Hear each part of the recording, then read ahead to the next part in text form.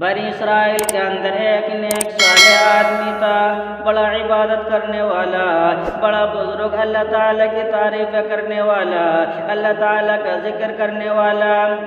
جب اس کا موت کا وقت قریب آیا، اس کا ایک چھوٹا سا بچہ تھا، اس کی بیوی تھی، اس کے یہاں ایک گائے کا بچہ تھا۔ اس نے گائے کے بچے کو جنگل میں چھوڑ دیا اور اللہ تعالیٰ کی حفاظت اور امن میں دے دیا اور دعا کہ اللہ اس کی یہ بچہ جب میرا بڑا ہو جائے تو یہ گائے اس بچے کو مل جائے۔ وہ گائے اس جنگل کے اندر پلتی رہی اور چگتی رہی، چرتی رہی، چارہ کھاتی رہی، بڑی ہوتی رہی۔ ادھر اس شخص کا بیٹا جوان ہو گیا، بڑا ہو گیا۔ رات بھر اللہ کی رات کو 3 حصوں میں بانٹ لیا کرتا۔ یہ نوجوان جو اس کا لڑکا تھا، رات کو 3 حصوں میں بانٹ لیا کرتا۔ ایک حصے میں اپنے رب کو راضی کرتا، ایک حصے میں اپنے بدن کو سکون اور آرام دیتا، ایک حصے کے اندر ماں کو راضی کرنے کی فکر کرتا، ایک حصے کے اندر ماں کی خدمت کرتا۔ وہ جب صبح ہو جاتی لکڑیاں کاٹنے کے لیے جنگل کے اندر جاتا اور وہاں جا کر لکڑیاں کاٹ کر بازار میں بیچتا۔ پھر جو رقم بھی، جو پیسے بھی اس کو ملتے ان کے بھی 3 حصے کرتا۔ ایک حصہ اللہ کے راستے میں صدقہ کر دیا کرتا، ایک حصہ اپنی ضرورت پر خرچ کر لیا کرتا اور ایک حصہ ماں کی جھولی میں لا کر ڈال دیا کرتا تھا۔ جب یہ بڑا ہو گیا، بڑی محنت کرنے والا، بڑی مشقت جھیلنے والا، اس کی والدہ نے کہا بیٹے تیرے باپ نے، تیرے والد نے ایک جانور اللہ کے سپرد، ایک گائے اللہ کے سپرد کی ہے، وہ تیرے لیے وراثت میں ملی ہے، جب اس کو لے کر آ جا۔ تو بڑی محنت کرتا ہے، دن میں بھی رات میں بھی بڑی تھکن ہوتی ہوگی، تاکہ کچھ دن سکون کے ساتھ، آرام کے ساتھ تو عبادت کر سکے۔ اور بتایا فلاں جگہ گائے ملے گی اور اس کا رنگ ایسا ہوگا کہ آدمی دور سے دیکھے تو ایسا لگے کہ اس کے اندر سے شعاعیں نکل رہی ہیں، سورج کی کرنیں نکل رہی ہیں، روشنی نکل رہی ہے، جو دیکھنے والوں کو ایسے معلوم ہوتی تھی جیسے کہ وہ سونے کی ہے۔ جب تو اس کے پاس پہنچ جائے تو اس کو بلانا اور یہ کہنا حضرت ابراہیم علیہ السلام، حضرت اسماعیل علیہ السلام کے رب کی قسم تم میرے پاس آ جا، فوراً وہ تیرے پاس آ جائے گی۔ وہ جوان جنگل کے اندر گیا اور جا کر اس نے بلایا، دیکھا کہ وہ جانور ہو گائے، اس جوان کو دیکھ کر بھاگنے لگی۔ اس نے فوراً کہا اے گائے تجھے ابراہیم علیہ السلام، اسماعیل علیہ السلام کے رب کی قسم تو واپس آ جا۔ فوراً وہ لوٹ کر نوجوان کے پاس آ گئی۔ اس نوجوان نے اس کا کان پکڑا اور پکڑ کر گھر کی طرف چلنے لگا۔ اللہ تعالیٰ نے اس جانور گائے کو زبان عطا فرمائی، قوت گویائی عطا فرمائی۔ وہ کہنے لگی اے جوان، تو نے ماں کی بڑی خدمت کی، تو اپنی ماں کا بڑا فرمانبردار ہے، تو اپنی ماں کے حکم پر عمل کرنے والا ہے، تو ماں کی بالکل بھی ناشکری نہیں کرتا، تو نے بڑی پریشانیاں، بڑی تکلیفیں جھیلی ہے، تو میرے پیٹ پر سوار ہو جب میں تجھے گھر لے کر چلتی ہوں۔ میرے دوست وہ جوان کہنے لگا میری ماں نے مجھے حکم دیا کہ کان پکڑ کر لے کر آنا۔ وہ گائے پھر بولنے لگی، کہنے لگی اگر تم میرے پشت پر، میری پیٹھ پر بیٹھنے بھی چاہتا تب بھی میں تجھے نہیں بیٹھاتی۔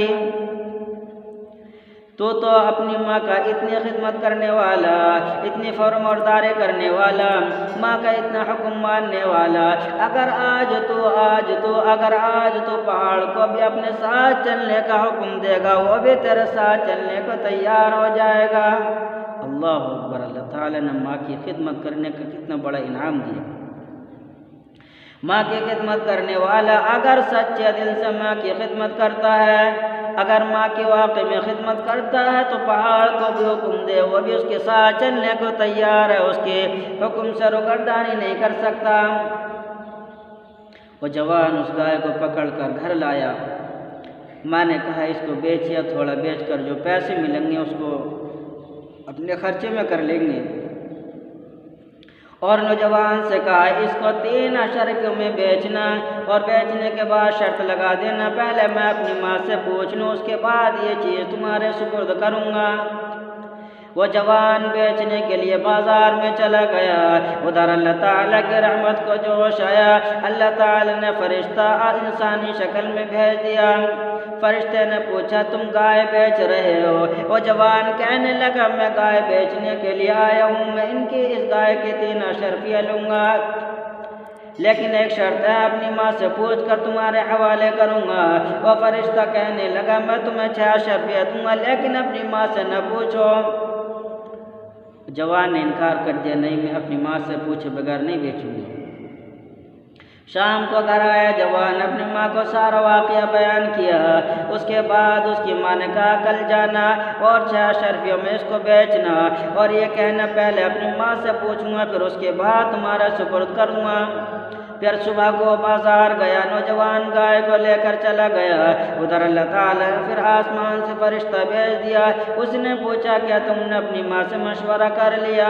وہ جوان کہنے لگا ہاں میں نے اپنی ماں سے مشورہ کر لیا، میں یہ آپ کو 6 اشرفیوں میں دوں گا، لیکن میں اپنی ماں سے پوچھوں گا۔ تو فرشتہ کہنے لگا تمہیں 12 اشرفیہ ملیں گی، تم اپنی ماں سے مت پوچھو، اپنی ماں سے مت پوچھو، اپنی ماں سے کوئی مشورہ نہ کرو، میرے حوالے جانور کر دو۔ وہ جوان کہنے لگا اگر تم میرے جانور کے بدلے میں اگر سونا بھی تول کر دے، اس کے وزن کے بدلے میں سونا بھی دے گا، تب بھی میں نہیں بیچنے کا اپنی ماں کے حکم کے بغیر۔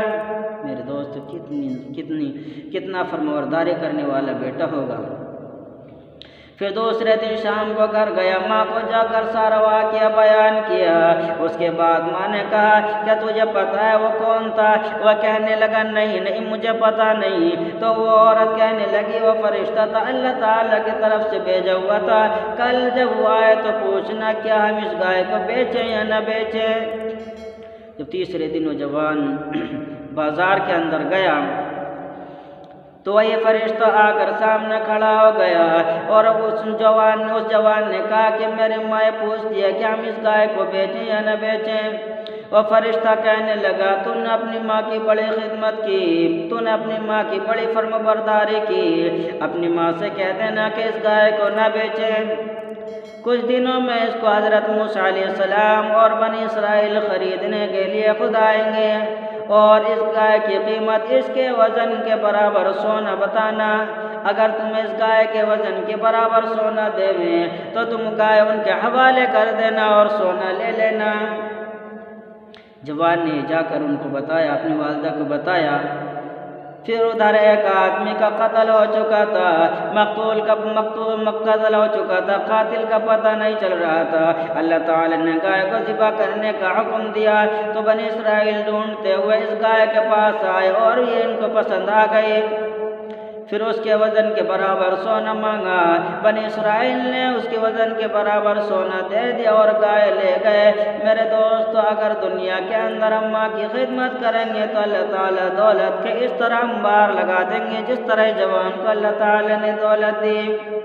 میرے دوست ماں دنیا کے اندر دولت والی، ماں دنیا کے اندر دولت والی، آخرت کے اندر بھی دولت والی ہوگی۔ جس کو ماں کی دعا لگ گئی تو میرے دوست اس کا دنیا میں بھی بیڑا پار ہے اور آخرت میں بھی بیڑا پار ہے۔